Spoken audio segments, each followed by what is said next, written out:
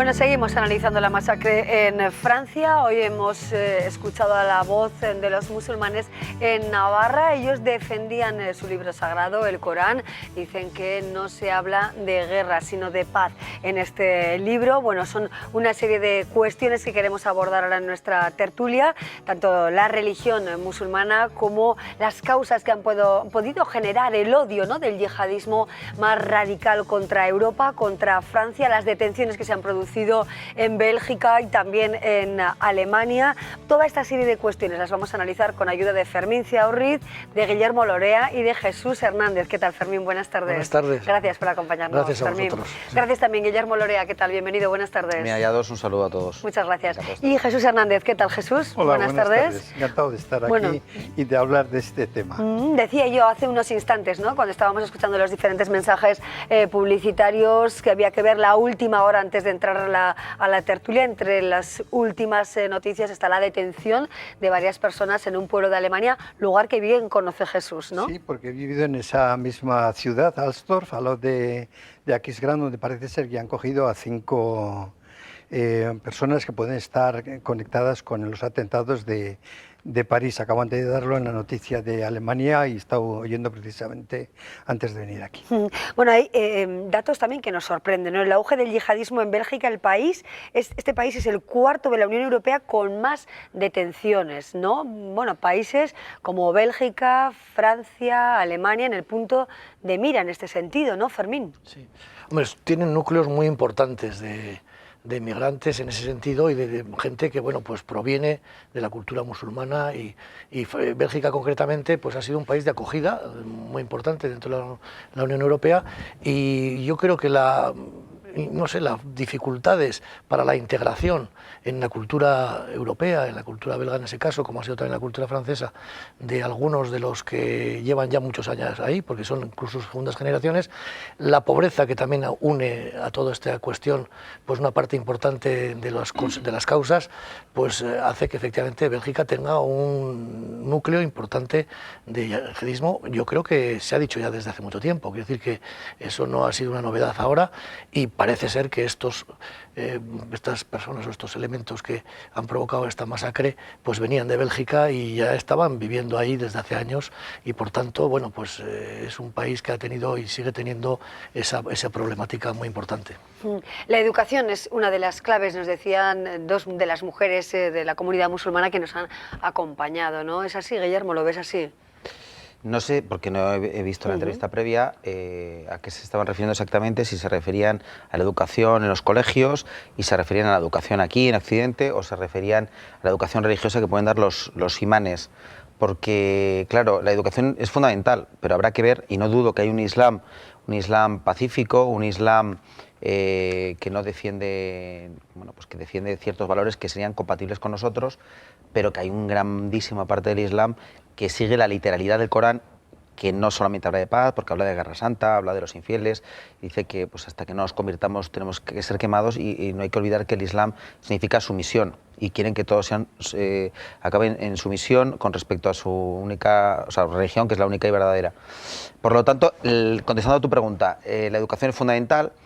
Y de hecho, precisamente la educación en el ámbito religioso que han ido haciendo ciertos imanes de ciertos países en las últimas décadas, lo que nos ha llevado es a que se ha pasado por parte del Islam más radical de tener como enemigo al maligno y demoníaco Estados Unidos junto con su aliado Israel, a considerarnos a toda Europa, a todo Occidente, y no solo Occidente, como ahora podremos ver, como enemigos suyos. Países como Francia, que no participaron en la guerra de Irak, o países que no han participado directamente en acciones que ellos pueden considerar una agresión, pues sin embargo son también víctimas potenciales, o algunas reales, como el otro día vimos en París. Decía que no solo el frente somos Occidente o los países de tradición cristiana o del humanismo cristiano, porque tiene frentes el Islam abiertos en todo el mundo, desde frentes Indonesia con animistas, en África con distintas etnias y religiones, Pakistán, que es islámico, con la India, que es fundamentalmente hindú. Quiere decir que todos los que no son ellos potencialmente son enemigos del Islam más radical, que es el más literal, el que toma el Corán de forma más literal. Bueno, me gustaría que nos fijáramos en este asunto, ¿no? Porque es verdad que los musulmanes nos han hablado de un Corán de paz en el que no se habla de guerra, ¿es así? Bueno, acaba de decirlo Guillermo, que efectivamente en la Biblia como en el Corán se habla de la vida.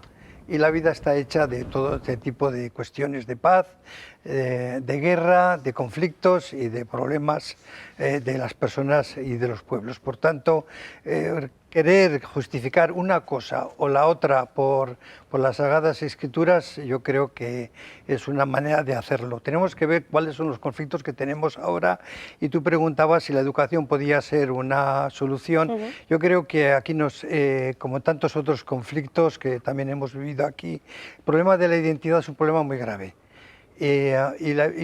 Estas generaciones, porque se habla mucho de que cómo siendo estos educados precisamente en Europa son los que son como más propensos a hacer este tipo de asesinatos y de actividades terroristas.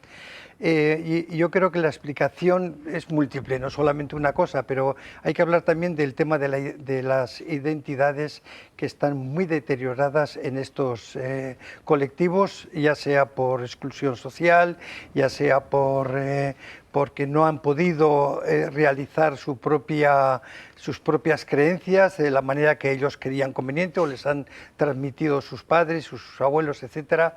Por tanto, y yo creo que no soy el único que hace este planteamiento, sino que hay personas de mayor rango, digamos, de reflexión que señalan un poco el tema de la identidad como un problema grave. Bueno, el problema de identidad, ahora también de miedo a qué puede suceder, qué consecuencias puede tener este ataque en Francia, cómo nos puede repercutir también aquí en nuestro país. No se descartan nuevos ataques en Francia, también estamos en alerta.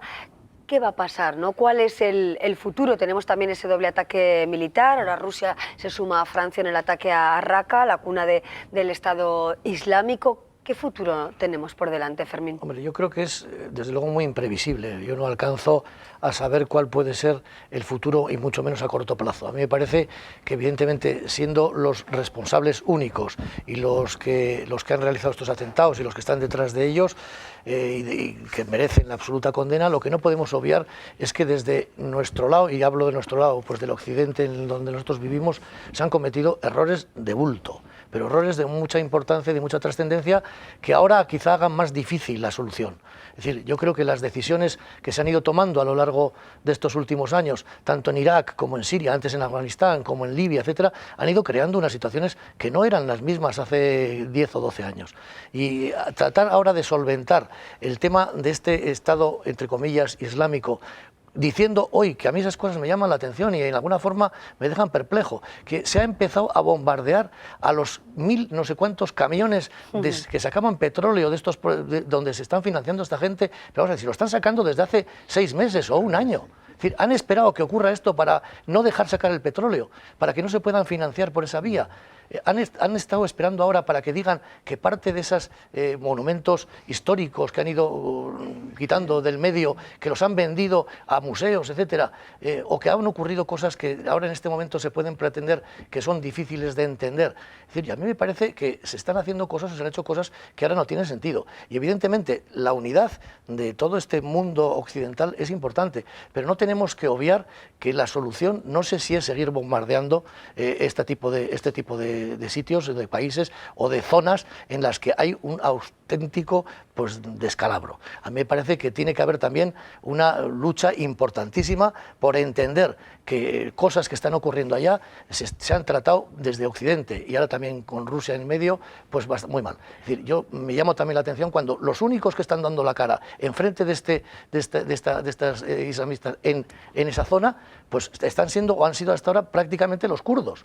Y los kurdos están siendo masacrados por Turquía y por otros países del Occidente. Es decir, es que estamos en un caos que a mí me parece que esto o se toman decisiones muy importantes y que vayan al fondo del problema, o si no, yo veo la solución a corto plazo muy complicada, porque evidentemente personas o elementos que puedan tener ese desquiciamiento tan general para poderse inmolar en una discoteca, pues porque allá está el diablo o por lo que sea, eso me parece que es inevitable. Siempre que hay alguno dispuesto a eso, va a ser muy difícil de evitar. Bueno, se siembra de terror al mundo, además, ¿no? Sí, por otra parte, las consecuencias de estas acciones, de los diferentes movimientos acontecimientos, bueno, hace que vivamos con menos naturalidad, incluso lleguemos a plantearnos, bueno, pues viajar a países de Europa en este momento, ¿no? Donde los controles en las fronteras también van a ser mucho más intensos, en fin, es sembrar de alguna manera el terror en Occidente. Sí, pero antes de entrar en esto, yo, con respecto a lo que ha dicho Fermín, si me lo permites, creo que, no digo que sea tu discurso, porque a lo mejor me dices que no te he petado bien,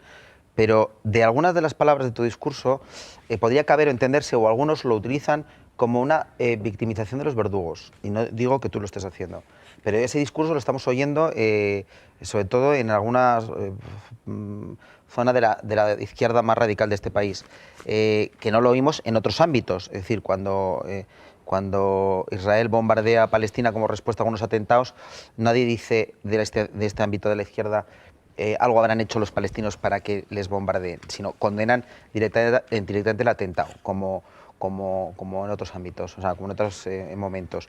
Sin embargo, parece que cuando nos atacan a Occidente estos países, pues hay siempre quien dice, bueno, algo habremos hecho para que no habremos gestionado bien las cosas, para que nos estén atacando de esta manera. Vamos a ver, yo creo que precisamente es no entender la raíz del problema, ese discurso, ¿no? O detrás de ese discurso puede existir algo de esto. Porque el Islam no tiene problemas solo con Occidente, ni con Francia, ni con Estados Unidos, sino tiene problemas, como he dicho antes, en distintos frentes, desde religiones animistas, hinduistas, en todo el mundo. Porque su objetivo es convertir a todo el mundo, pero no convertir como el cristianismo con la convicción, con la razón y con un Dios que solo, y tú equiparabas el Yahvé y el Alá de los libros santos, ¿no? Que habla de ellos y la justicia, no os lo toméis la justicia por vuestra mano, matar es pecado, que es lo que dice la Biblia, sino convertir bueno, pues a sangre y fuego y llamada a la guerra santa. Entonces, yo no creo que Occidente, con independencia de que no hayamos gestionado bien, de que nuestras estrategias geopolíticas hayan estado erradas en algún momento, que la diplomacia no se haya gestionado bien o que hayamos hecho en el pasado cosas que nos podemos remontar al 19, al 18, es decir, que no hayamos hecho las cosas siempre bien, no es que no justifique, es que yo te diría que ni siquiera explica estos atentados, porque si no fuera esto serían otras cosas. Es decir, ellos tienen declarada la guerra santa a todos los infieles y eso no debemos perder esa perspectiva, Fermín, no la debemos perder.